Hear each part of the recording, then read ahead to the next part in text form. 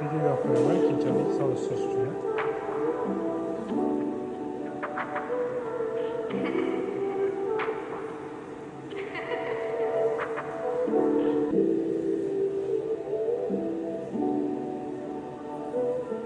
Ayollarda ham androgen alopetsiya, ya'ni tepakallik albatta bo'ladi.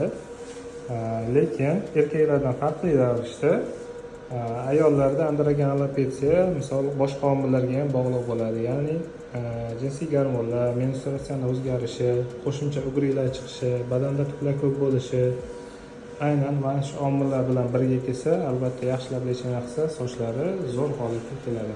Endi ba'zilarda faqat gen hisobiga bo'ladi, sochda o'ziga lechena qilinadi, ba'zilarda boshqa aytib o'tgan omillarga ham qarshi kurashish kerak bo'ladi. Albatta davolasa mana shunday yaxshi, qalin, baquvvat sochlar bo'ladi.